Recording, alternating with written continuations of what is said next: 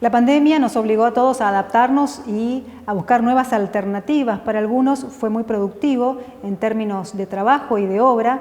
Por ejemplo, hoy vamos a presentar Viaje al País del Agua, una crónica de Pepe Ledesma.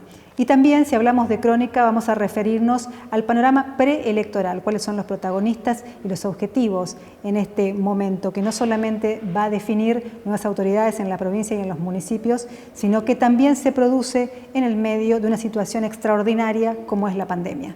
Esto es Escenarios.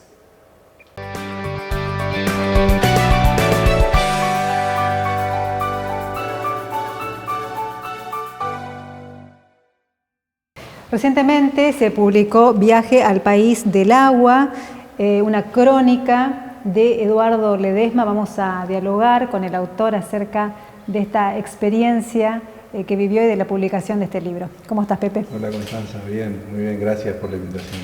Bueno, de más está decir que leí el libro y me gustó muchísimo, pero vamos a ir hablando un poquito de qué te llevó a hacer esta travesía y a transformarla en crónica.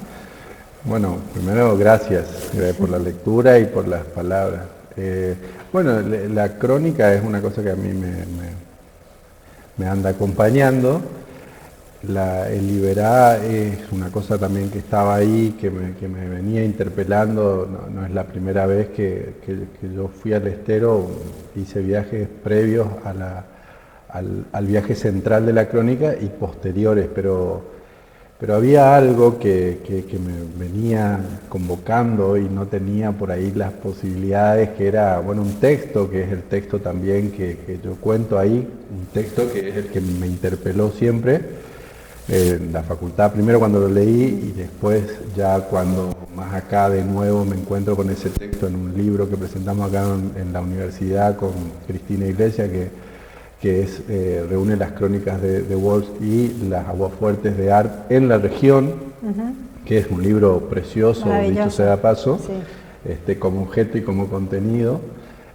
Bueno, ahí de nuevo siento el llamado, ¿no? Y tal vez ahí me animo porque tenía tal vez un poco más de herramientas para poder contar eso que es apabullante, ¿no? Que es el estero, es una cosa que a uno lo apabulla, y lo deja sin palabras. Yo recuerdo que también en ese tiempo, cuando se estaba macerando un poco la idea, yo me cruzo con Rodrigo Galarza, que anduvo por acá, y hablamos de Urubamba, que es un texto de Rodrigo, y él decía que cuando él estuvo en el Urubamba, ahí en la ladera del Machu Picchu, toda esa inmensidad como que se le vino encima, ¿no?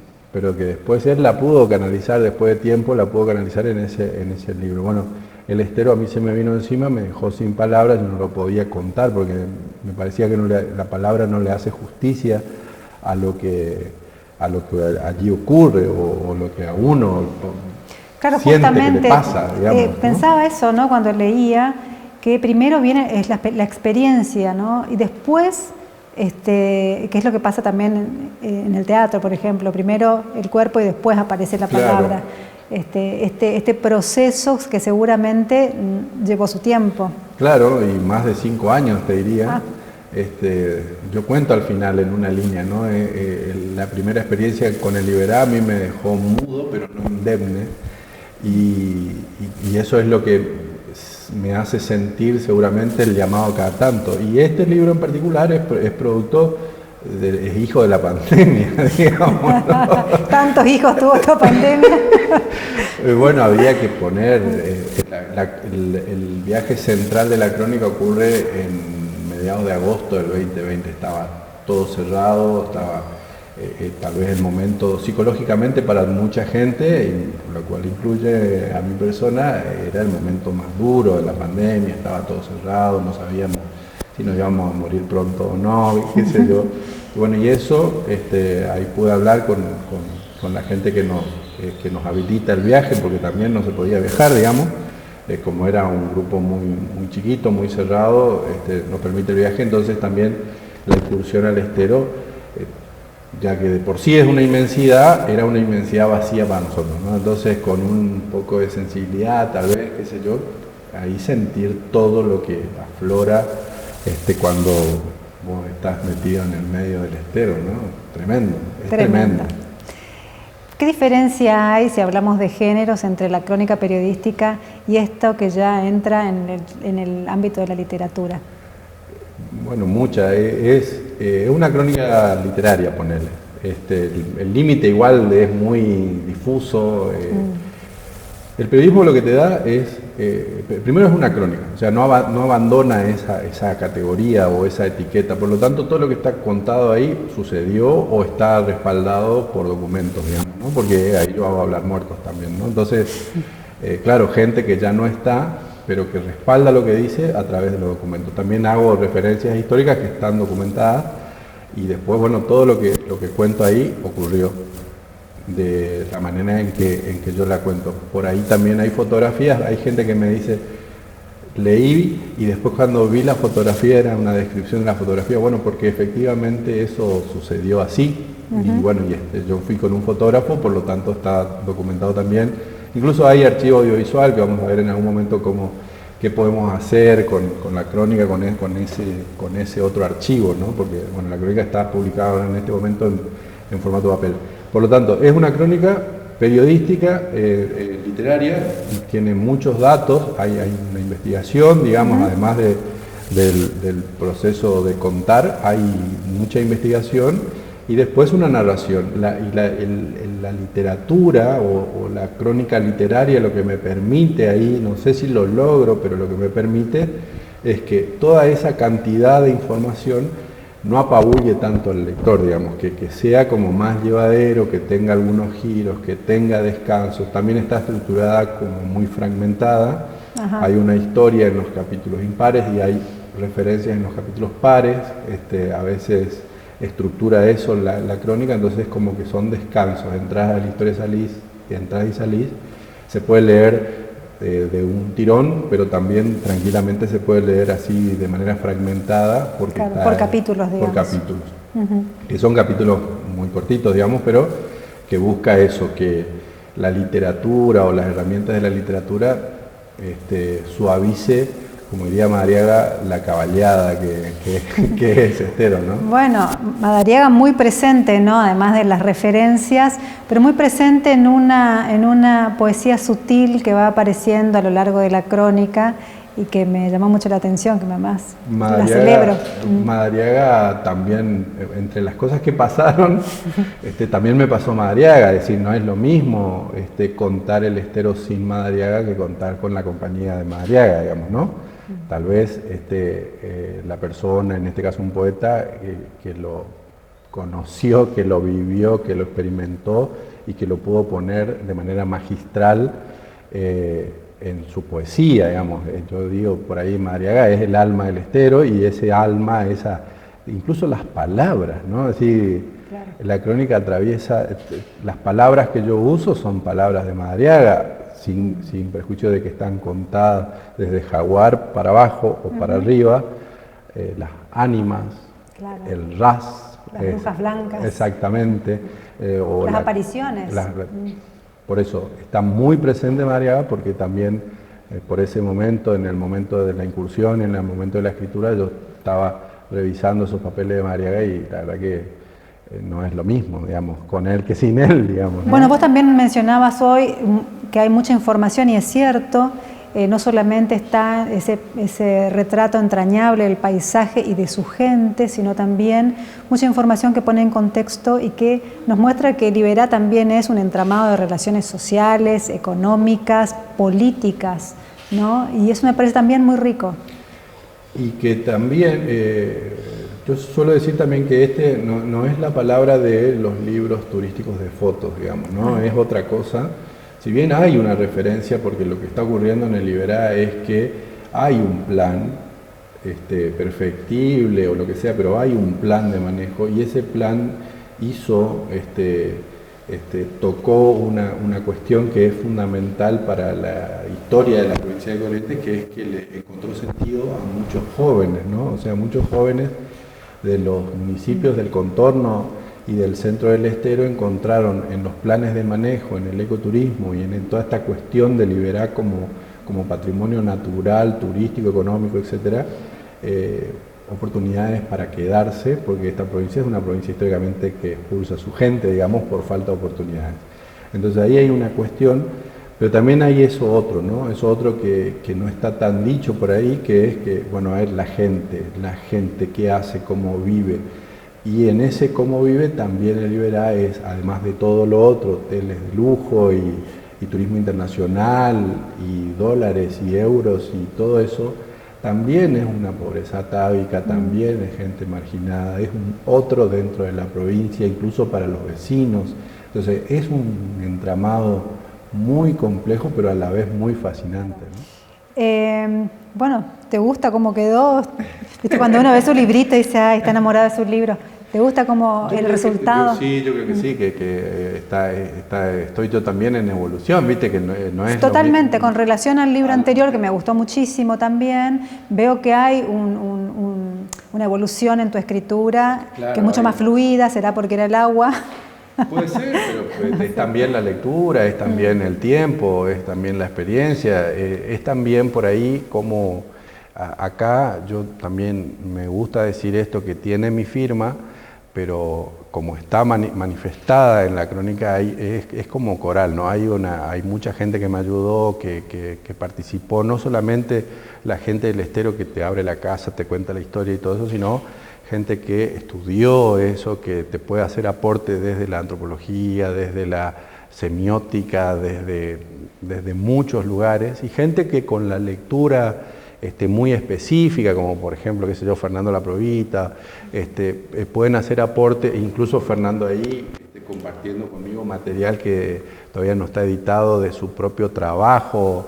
Entonces, es como mucha gente muy generosa que le dio también una cosa distinta a los otros trabajos que eran sí más pobres, porque eran más individuales también, ¿no? Claro. No solamente hay una evolución en cuanto al proceso de escritura, sino también a los aportes que te van haciendo, ¿no?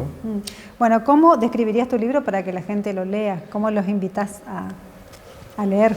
Bueno, es una crónica literaria de la gente que vive en el corazón y en los contornos del Estero, lo que yo considero que es el verdadero patrimonio cultural inmaterial del Estero, ¿no? O sea, hay la vivencia de esa gente, cómo vive, cómo cocina, la comida, bueno, toda esa cosa que se hace, que está en un día a día, y la historia misma, ¿no? O sea, eso es, me parece a mí, la riqueza que tiene el libro y que puede aportar, esto también me lo dijeron, qué sé yo, que puede aportar un pantallazo distinto a admirar solamente la belleza que se manifiesta en el lugar cuando uno se para y ve, ¿no? Y mira. Bueno, altamente recomendable, Viaje al País del Agua, Esteros de Liberá, de Móvil Ediciones, el reciente libro de Pepe Ledesma, que te vamos a pedir que te quedes un ratito más. Ya venimos.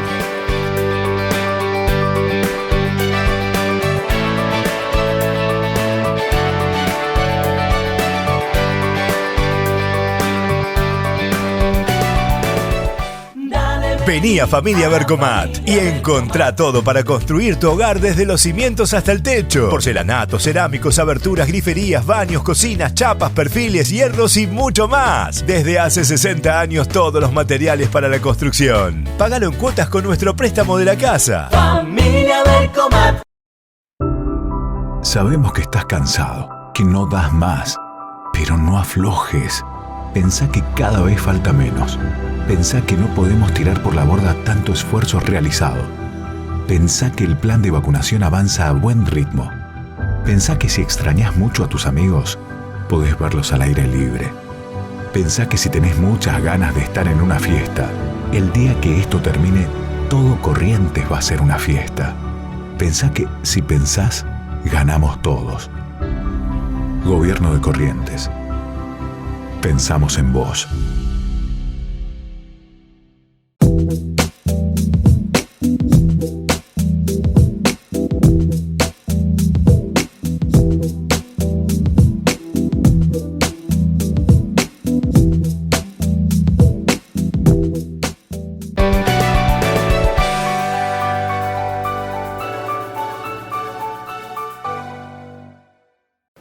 Año político en Corrientes, en medio de una pandemia. Así que bueno, aprovecho la presencia de Pepe Ledesma para preguntarle, sería un pecado que no te pregunte cómo ves este momento preelectoral. Movido, me parece, ¿no? Empezó a moverse, empezó a picarse, dicho sea de paso, a propósito del agua.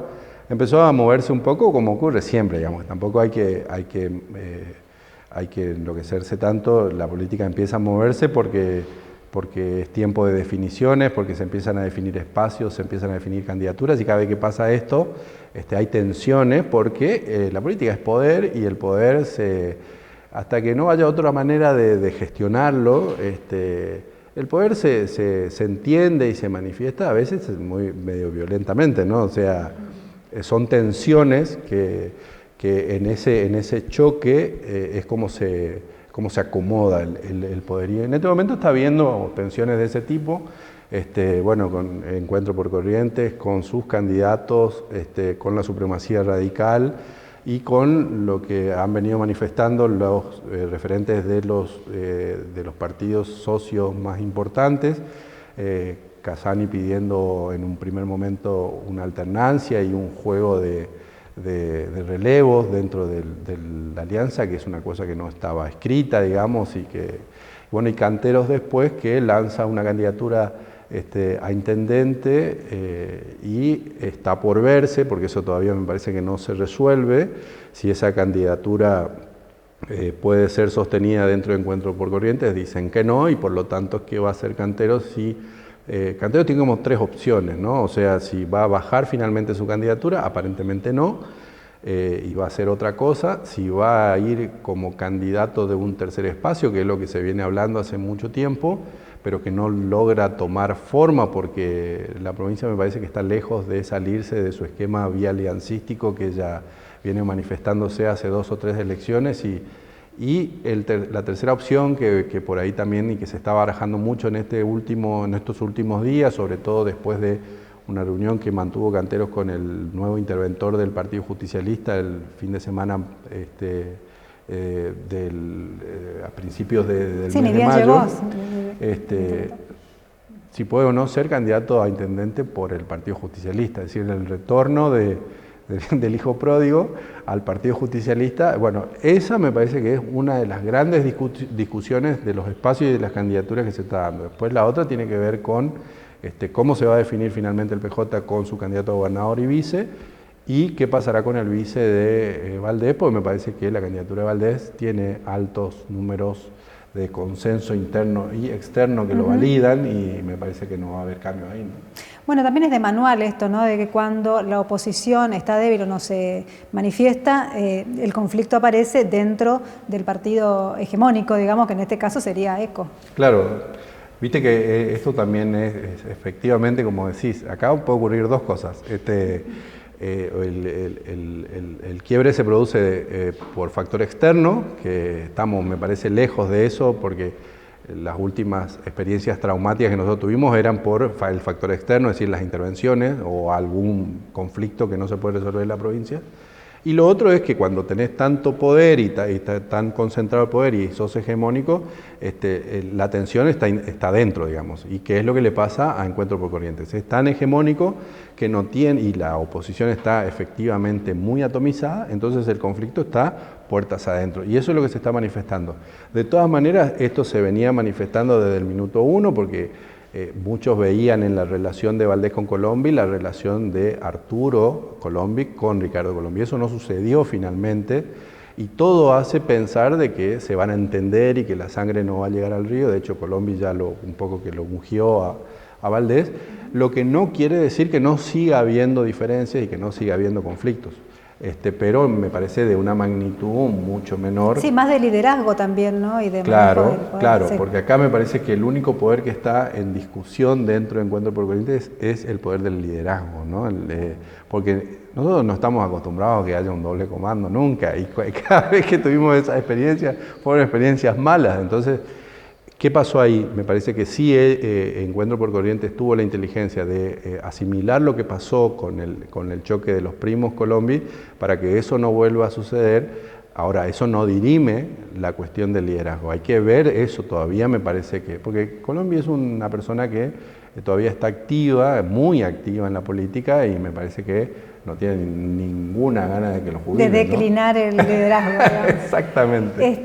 ¿Les beneficia o perjudica, o cómo influye esto de que todavía no se sepa bien si va a ser en septiembre, si va a ser en octubre la elección en la provincia? ¿Qué plazos se van a manejar? Mira, yo creo que ahí hay 2 o 3 opciones que se están manejando, o por estrategias que tienen que ver con oportunidades políticas, qué sé yo. Los que quieren votar a gobernador después de las PASO, lo que están sosteniendo es que van a hacer una sola campaña, una campaña muy fuerte para las PASO, para ganar las PASO, porque si el gobierno de Corrientes gana las PASO, el resto va a ser un trámite. ¿Y por qué esto? Porque el voto correntino se divide siempre, por lo menos en las últimas elecciones de los últimos, te diría 20 años, se divide. Cuando se eligen cosas provinciales se vota de una manera, y cuando se eligen cosas nacionales se vota de otra manera. Entonces, ¿qué pasa si el gobierno de Corrientes también gana en Corrientes la nacional? Se supone que la provincial pasa a ser un trámite. Y están los otros los que dicen, no estamos en condiciones de poder poner en consideración eso, entonces primero votar la provincial, donde se supone que el gobierno, según los números que maneja, ganará, puede ganar o tiene muchas posibilidades de ganar las elecciones, para que después las PASO y las generales nacionales sean un trámite un poco más liviano que remontar una elección. Entonces me parece que eso es lo que está en juego. En el medio que hay una limitante constitucional que dice que las elecciones tienen que ser entre el 10 de septiembre y el 10 de octubre, las provinciales. Claro.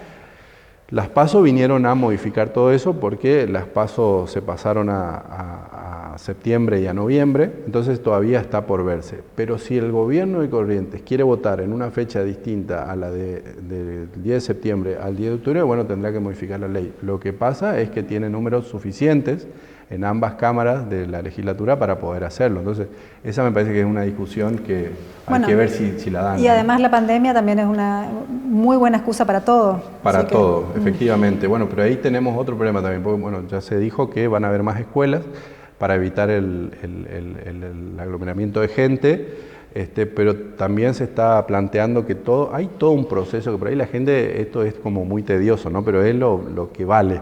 Digamos que es que previo a las elecciones, al acto de ir a votar, hay una cantidad de trabajo legal que hay que hacer, ¿no? Y eso era casi como un folclore, ¿no? Que era los cierres de presentación de nombres, de logos, presentación de alianza, presentación de candidatos, que son todos procesos que era una cantidad de apoderados, abogados, qué sé yo, que se amuchaba en la sede del Poder Judicial. Bueno, todo eso va a ser virtual este año, o por lo menos es una pretensión.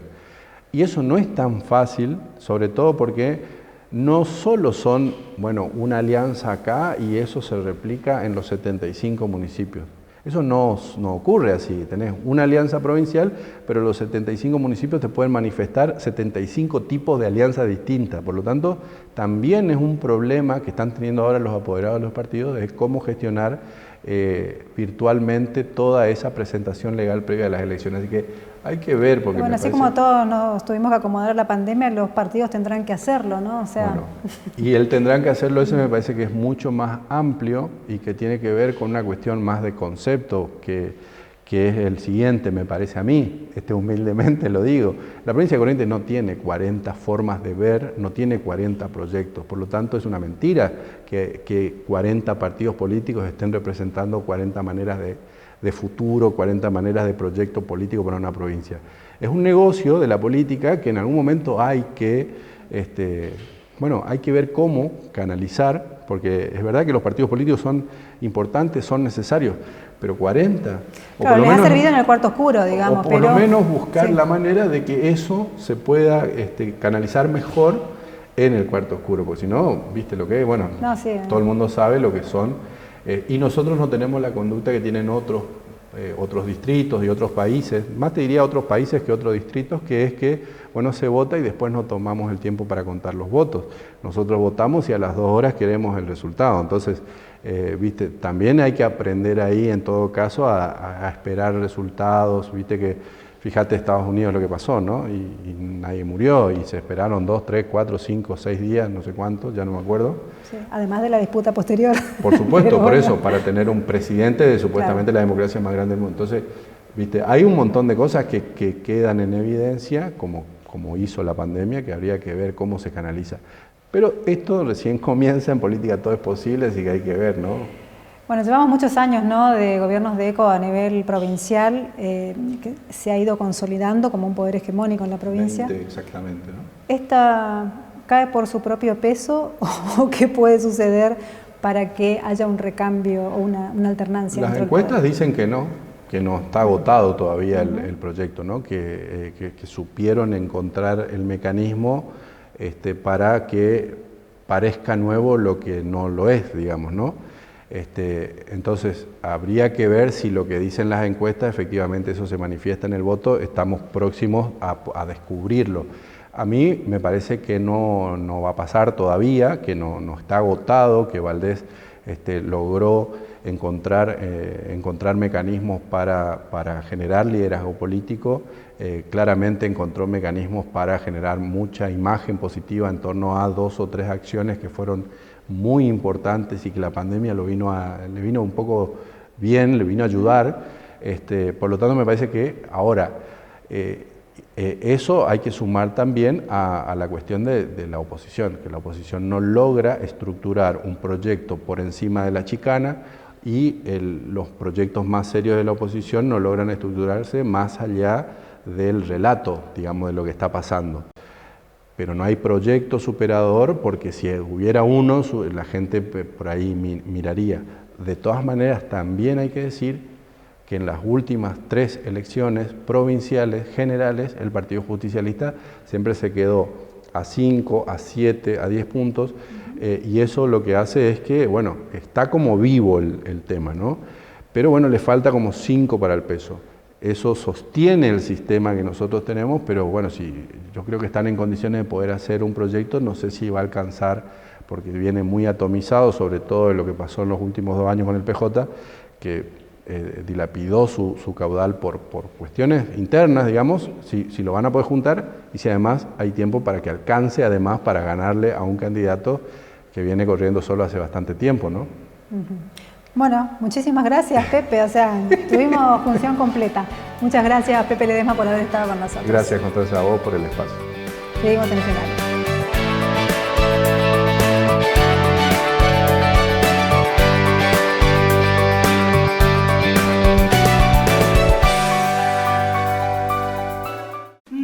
Vení a Familia Bercomat y encontrá todo para construir tu hogar desde los cimientos hasta el techo. Porcelanatos, cerámicos, aberturas, griferías, baños, cocinas, chapas, perfiles, hierros y mucho más. Desde hace 60 años todos los materiales para la construcción. Págalo en cuotas con nuestro préstamo de la casa. Familia Bercomat.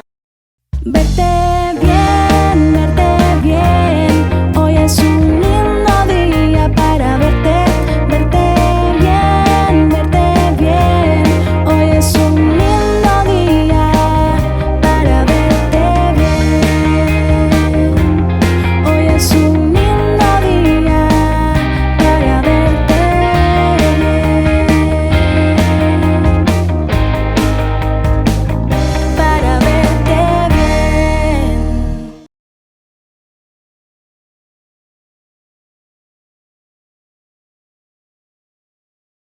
El gobierno provincial anunció nuevas medidas relacionadas a la pandemia por COVID-19.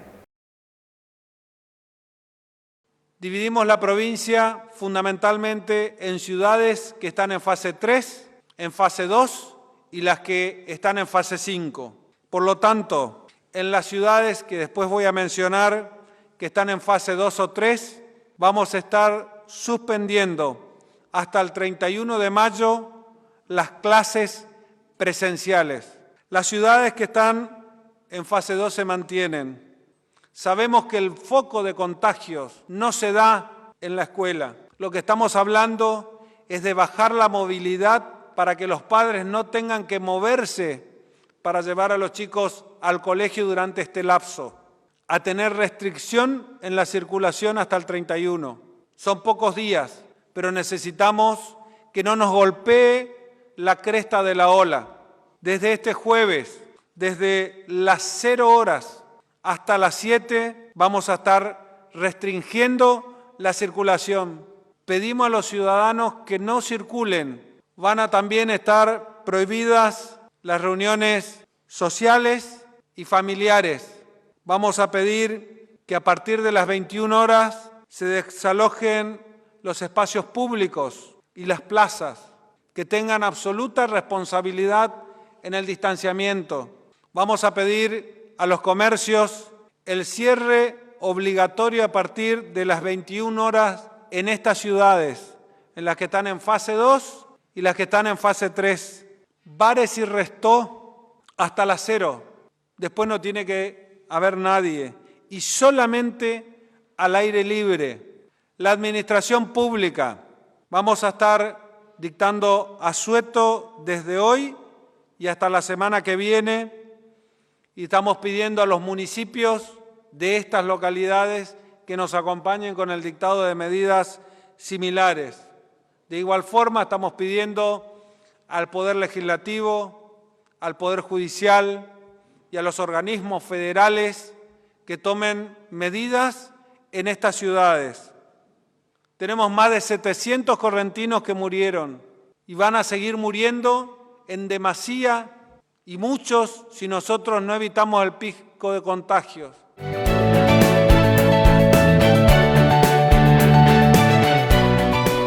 Los invito a seguirnos en nuestras redes, Instagram, Facebook y YouTube, Escenarios TV, y los espero el próximo jueves a las 13 aquí en Sintonía 7 de Cablevisión.